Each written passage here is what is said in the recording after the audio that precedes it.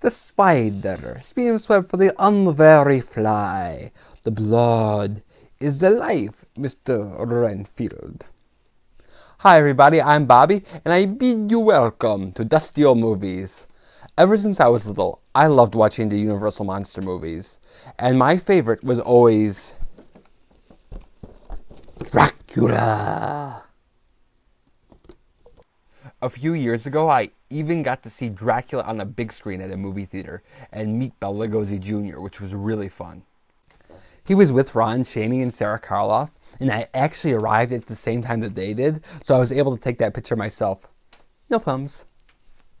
And when I was in that theater, and every other time that I see it, I'm always reminded of why Count Dracula was and still is my favorite monster.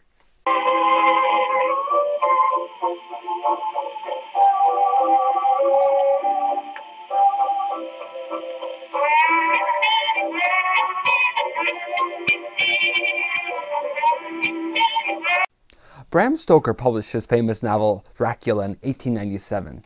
Then in the 1920s, his widow Florence was busy suing the German studio Prana Films for their unauthorized movie version of the story, called Nosferatu. Oh no, not Flo! Yes, Flo! And to support this suit, old Flo needed some dough, so she sold the theatrical rights to the actor-manager Hamilton Dean. And Dean's play version of Dracula was something much more akin to a drawing room mystery. He set it entirely in England, thus eliminating the Transylvanian scenes. He eliminated several characters, but he also made Dracula into a more charismatic figure, who could freely socialize with the English gentry. The show got dreadful reviews, but audiences loved it. And in 1927, John L. Balderson adapted Dean's script for the Broadway stage, and for the part of the Count. They found an actor who had been born and raised in Transylvania, Bela Lugosi. His mix of evil and exotic sex appeal caused a sensation, with women fainting in the audience. Due to the play's success, Universal Studios bought the film rights and set its course to make Dracula the first American movie about real vampires, and the first supernatural thriller ever to be done in sound.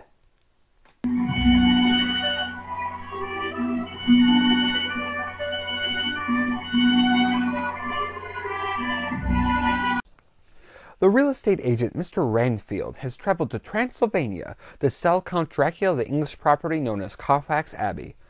Unfortunately, at Dracula's castle, Renfield discovers that Dracula is a terrible host. Dracula bites Renfield and turns him into a slave. The terrifying twosome then travel to England, where Renfield begins eating spiders and gets locked up in Dr. Seward's sanitarium.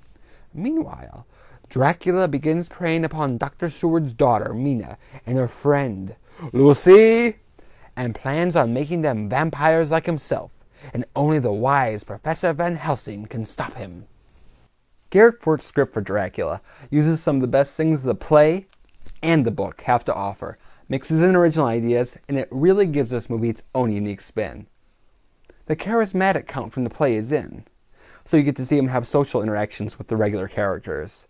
However, from the book, the opening Transylvanian scenes are back, complete with terrified villagers and a visit to Dracula's castle, which creates a great spooky tone. But instead of Jonathan Harker going to the castle, it's Renfield. In the book, Renfield is already in the sanitarium, but here we get to see him as a normal man first who goes insane. Or should I say, goes batty. And I think this was an inspired switch, because it makes Renfield so much more sympathetic and interesting, because you see what a gentle soul he was. And it also gives you a better sense of what Dracula was able to do to him. Overall, the first half of the movie really uses a good mix of all of its sources.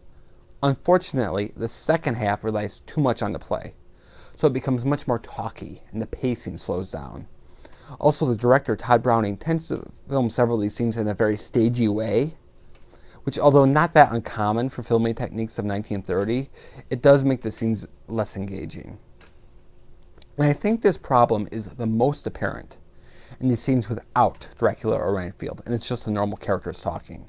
However, When Dracula and Ranfield are on screen, there is still plenty of creepiness to be had.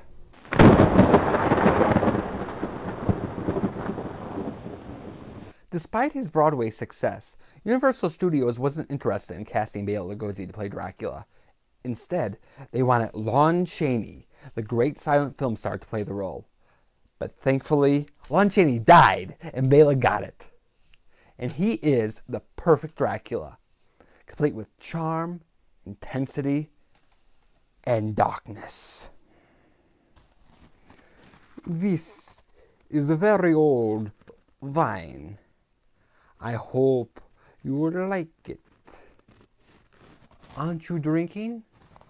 I never drink wine. Well, it's delicious. Along with a spooky look and a panache for line delivery, I think the reason that Lugosi is so good is that he brings so much of himself to this role. Drac and him both share a Transylvanian heritage. Also, as an actor, Lugosi could be intense. Before he would go on camera, he used to repeat to himself over and over, "I am Dracula, I am Dracula," to prepare to go on. And just like his character, he had a magnetic personality where people were just drawn to him. Combining those qualities with great acting makes this evil vampire feel real, which is truly frightening. Along with Lugosi, Dwight Fry as Ranfield also seals the spook show. "No, Martin, no! Don't throw my spider away from me! No, Martin, no!" "Ain't you ashamed, ain't you? Spiders now, is it? Flies ain't good enough for you. Flies? Poor puny things! Who wants to eat flies?" "You do, you loony! Not when I could have nice fat spiders."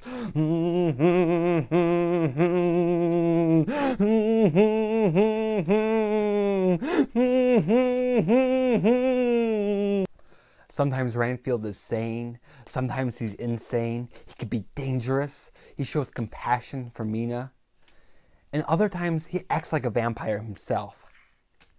And Dwight Fry plays all of those aspects magnificently, and really creates a character that is sympathetic, scary, and sometimes even funny. The rest of the cast does a solid job too, but it is no wonder that those two became the horror icons. And helping them achieve that status is the film's creepy atmosphere.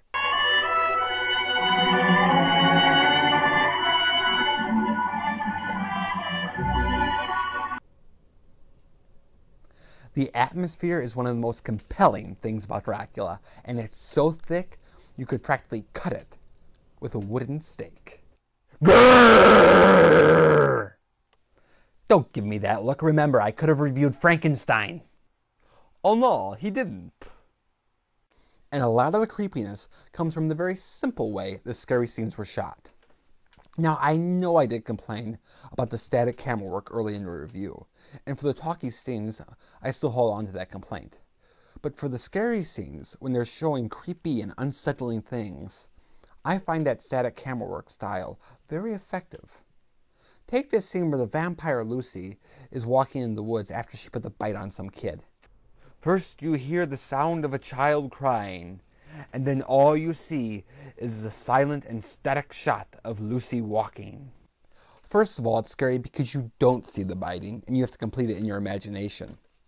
And secondly, because it's shot in such a simple, non-theatrical way, with no close-ups or any special camera tricks, it feels less like a movie, and it feels more real. The other scary scenes are shot in a similar way, and that strange realism really creates a haunting impression. And indeed, Dracula did create a haunting impression on audiences, and its success led to a horror boom in the 1930s. Bela Lugosi's portrayal of Dracula became the basis for how we imagine the character in our popular culture, and Bela himself became so identified with the role that he was even buried in one of his capes. There are aspects of Dracula that make this one of the most dated of the Universal monster movies. But the aspects of it that work also make it one of the scariest. And I give this movie 3 coffins out of 4. Thank you for watching Dusty Old Movies, and have an excellent day.